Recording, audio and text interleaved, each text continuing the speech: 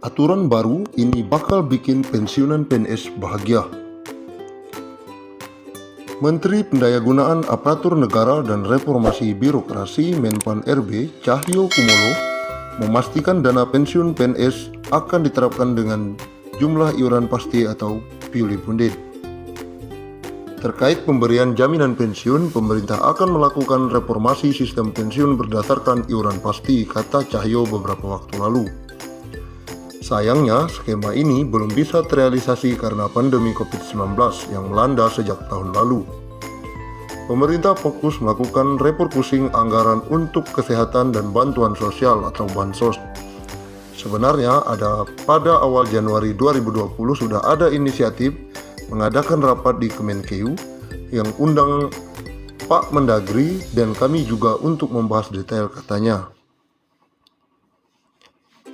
Ini tapi karena ada pandemi COVID-19 sehingga konsentrasi anggaran untuk infrastruktur kesehatan dan bansos, sehingga ini belum sempat dibahas tuntas. Perubahan skema pensiun ini dilakukan sebagai salah satu langkah untuk memberikan uang pensiunan yang lebih besar kepada PNS saat habis masa kerjanya. Selain itu, skema terbaru ini juga akan mengurangi beban APBN. Saat ini APBN harus mengeluarkan anggaran sekitar 120 triliun setiap tahunnya untuk pembayaran pensiunan. Pembayaran pensiunan setidaknya diberikan kepada pensiunan PNS, TNI, Polri yang jumlahnya sekitar 3,1 juta orang. Kepala Badan Kepegawaian Negara Bima Arya menyebutkan pembahasan skema pensiun fully funded masih bergulir pembahasannya di Kementerian Keuangan, namun akan segera selesai agar bisa diterapkan dalam waktu dekat. Skema dana pensiun PNS Pay As You Go yang masih berlangsung hingga saat ini adalah skema dana pensiun dari hasil iuran PNS sebesar 4,75% dari gaji yang dihimpun PT Taspen ditambah dengan dana anggaran pendapatan dan belanja negara. Sementara dengan skema purely funded, uang pensiunan yang diterima PNS akan lebih besar karena iuran yang dikenakan adalah persentase dari take home pay yang jumlahnya lebih besar. Sehingga yang pensiunan yang diterima jumlahnya akan lebih besar dari skema saat ini. Skema purely funded selain diambil dari persentase THP, pembayarannya juga akan dibayarkan patungan antara PNS dan pemerintah sebagai pemberi kerja. Kedepan sistem ini diubah fully funded, PNS akan bayar iuran sebesar persentase dari THP, bukan gaji, sehingga uang pensiun akan mendapatkan besaran yang lebih baik dari sistem Pay As You Go, kata Bima. Skema Dapun PNS saat ini, kata Bima, membuat pembayaran iuran PNS sangat kecil karena dari gaji pokok, sehingga saat pensiun mendapatkan tunjangan hari tua sekaligus yang jumlahnya dinilai tidak mencukupi. Menteri Pan RB periode 2016 sampai 2018 Asman Abnur sebelumnya lengser dari jabatannya sempat mengatakan salah satu negara yang bisa menjadi tolak ukur dalam melaksanakan skema pensiun purely funded adalah Korea Selatan. Menurut Asman, negara ginseng tersebut memberlakukan dana pensiun sebesar 20% dari gaji pokok, di mana 10% dibayar pemberi kerja dan 10% sisanya dibayar oleh PNS. Skema ini dianggap lebih baik dalam memberikan dana pensiun. Sebagai contoh, uang pensiun yang diterima PNS Korea Selatan mencapai 4.000 US per bulan, sementara uang pensiun yang diterima 350 US per bulan. Tapi catat, mereka bukan memotong gaji, tapi masing-masing pemberi kerja dan pemberi kerja membayar iuran.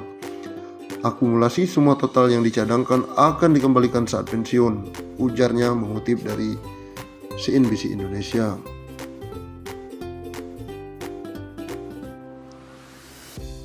Bahkan tak menutup kemungkinan pensiun pegawai negeri sipil atau PNS mendapatkan tunjangan hingga 1 miliar.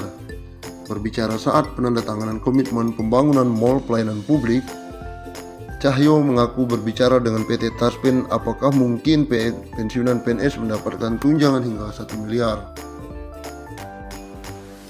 Kami dengan PT Taspen juga sudah berdiskusi bagaimana pensiunan ASN itu nantinya dapat tunjangan Taspennya bisa nggak mencapai 1 miliar, kata Cahyo. Berdasarkan perbincangan tersebut, Cahyo mengatakan kemungkinan bagi pensiunan PNS mendapatkan tunjangan pensiun hingga 1 miliar terbuka cukup lebar. PT Taspen Persero sendiri telah menyediakan smart card untuk pensiunan pegawai negeri sipil agar kedepannya tidak perlu antri lagi ketika melakukan pengambilan uang tunai. Ini sangat bermanfaat, apalagi ketika menghadapi situasi pandemi COVID-19. Manfaat lain dari PT Taspen, Smart Card adalah sebagai alat pembayaran yang memiliki fasilitas tambahan program promosi dan diskon di beberapa merek card terpilih yang telah bekerja sama dengan PT Taspen Persero. Taspen melakukan kerjasama serentak dengan seluruh bank pemerintah yang telah ditunjuk untuk bekerja sama.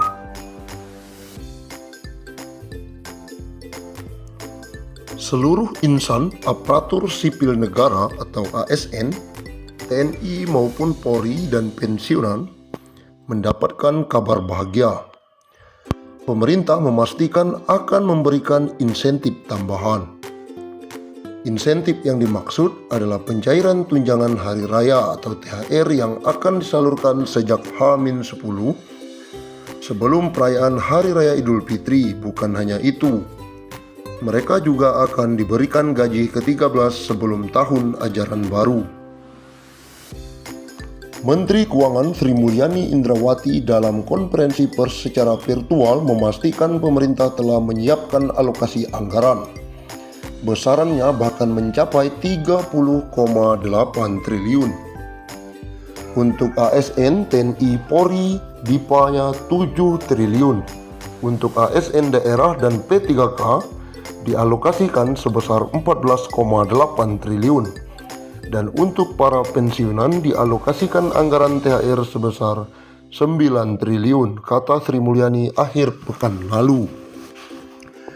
Adapun THR yang diberikan pada tahun ini mencakup komponen gaji pokok dan tunjangan melekat. Tunjangan yang dimaksud antara lain tunjangan keluarga, tunjangan pangan, dan tunjangan jabatan atau tunjangan umum. Sementara itu, Bendahara Negara juga memastikan pemerintah akan menyalurkan gaji ke-13 bagi para abdi negara. Insentif yang kerap diberikan setiap tahun ini akan dikucurkan pada Juni 2021 mendatang. Pemerintah akan memberikan gaji ke-13 yang pelaksanaannya akan dilaksanakan pada Juni